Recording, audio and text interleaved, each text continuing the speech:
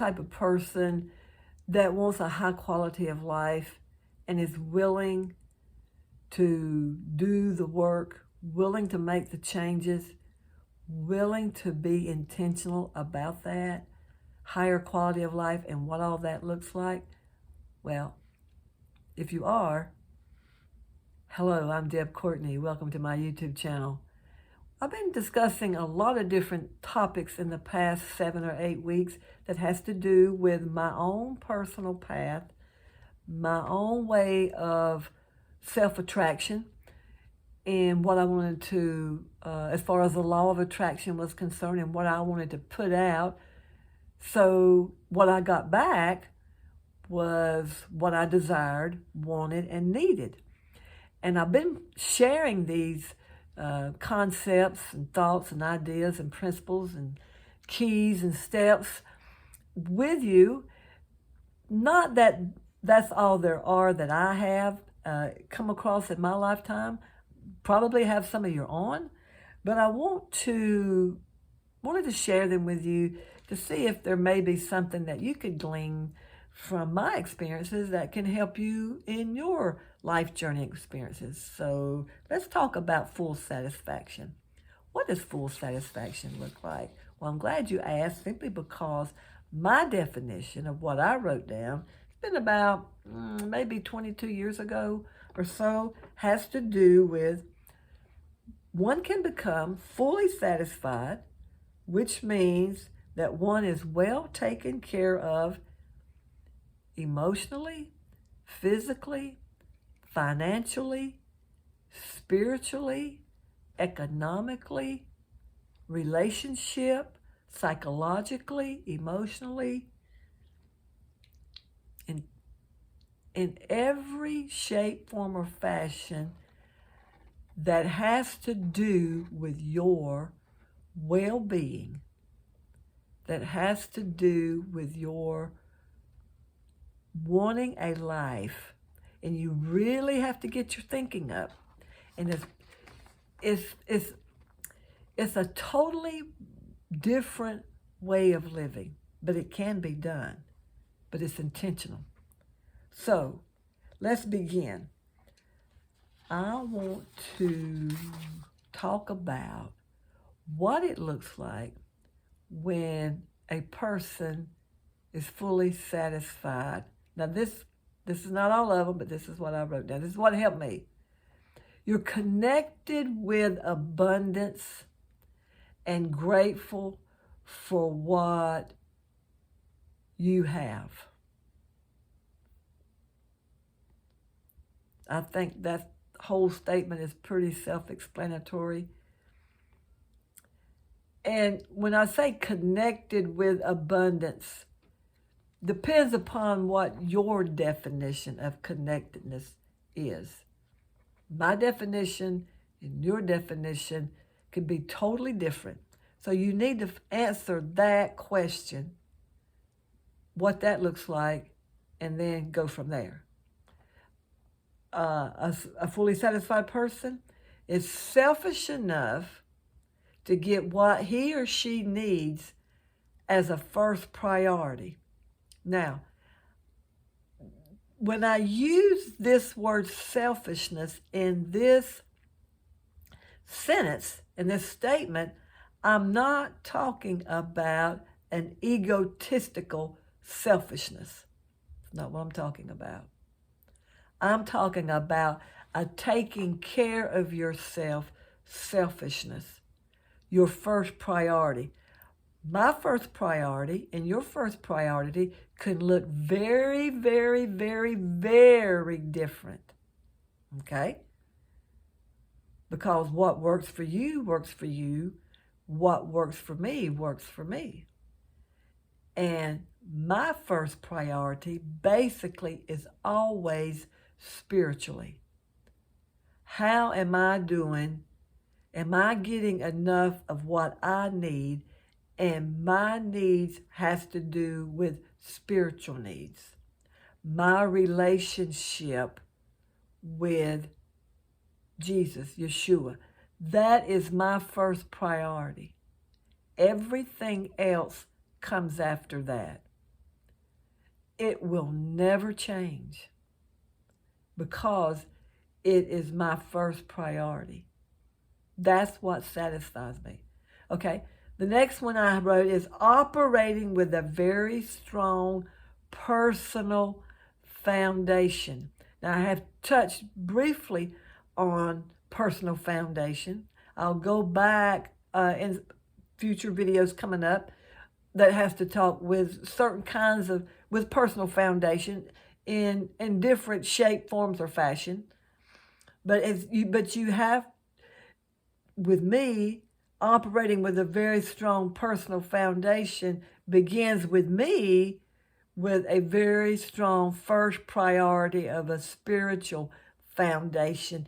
Everything else is built on that. Okay?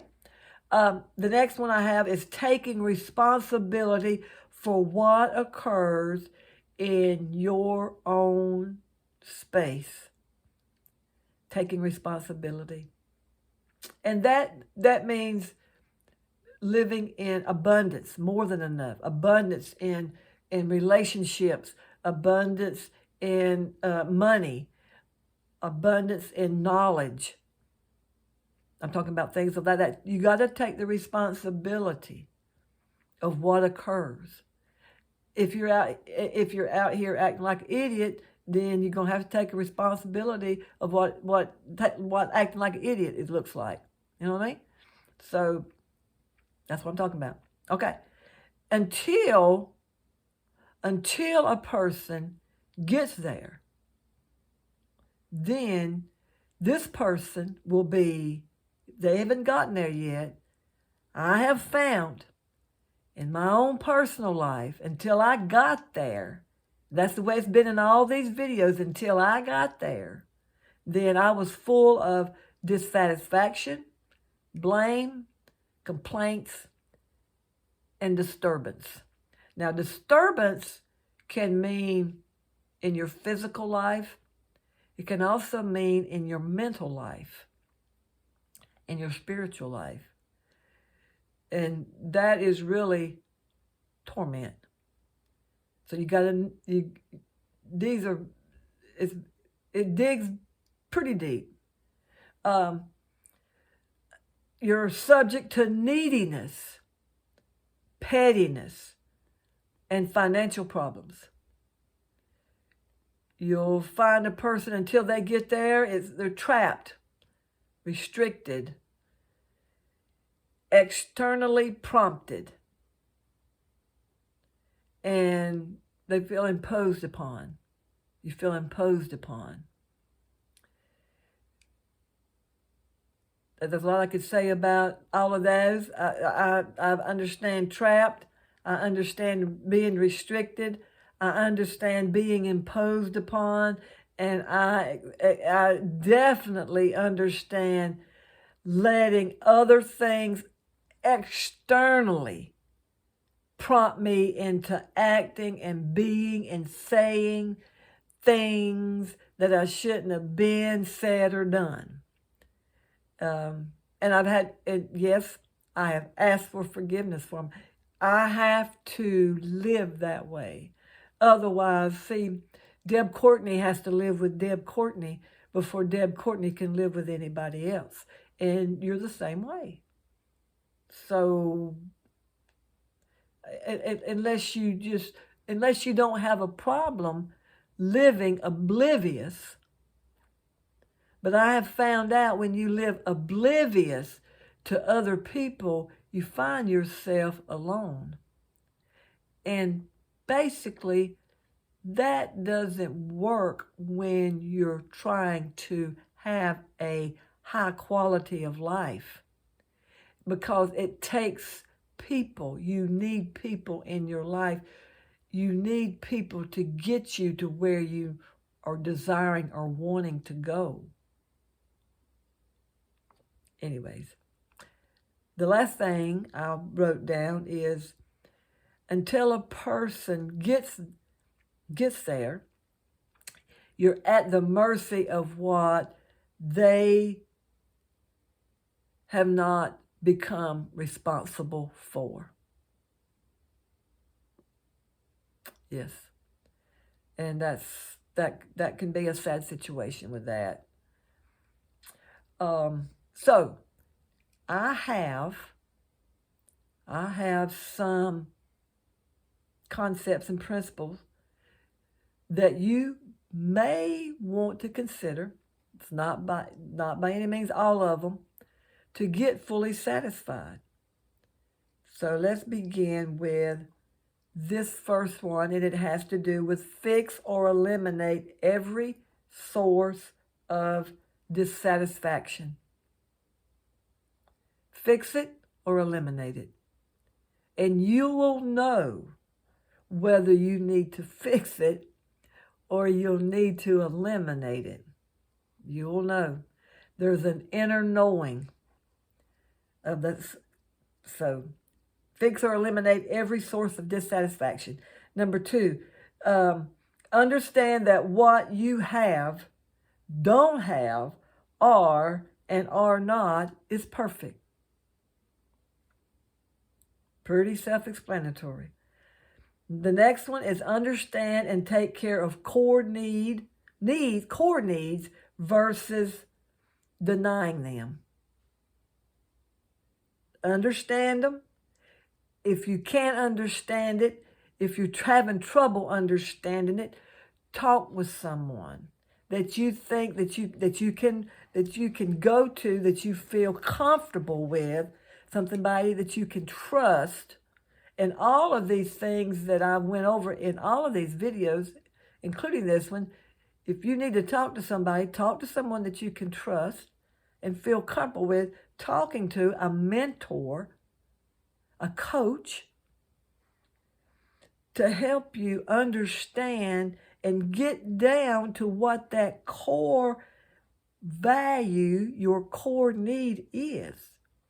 And say, okay, this is it. This is really the seed that is growing, and I need to kill this seed because I don't like being like this.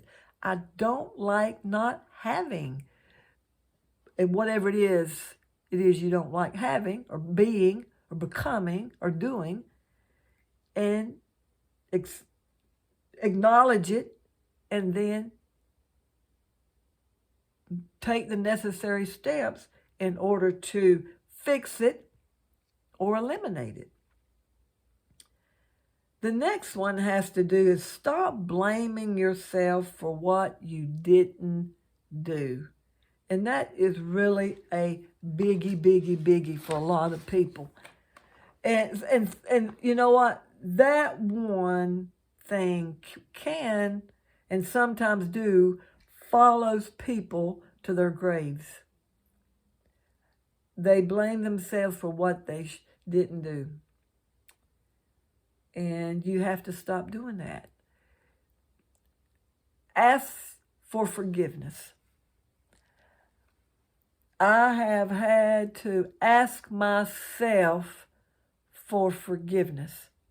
I've had to ask Almighty God for forgiveness, and I've had to forgive myself.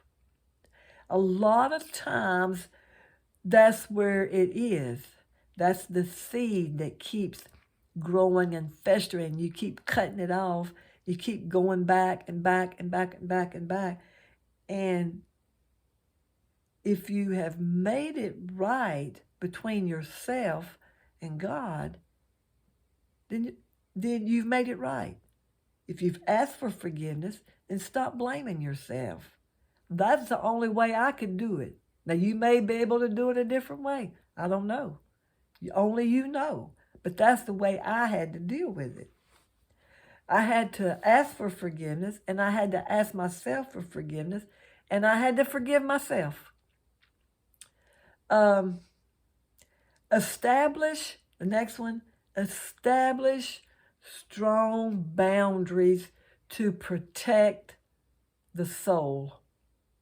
Now, the soul consists of your mind, which is establish strong boundaries to protect your mind. So that the soul consists of your mind.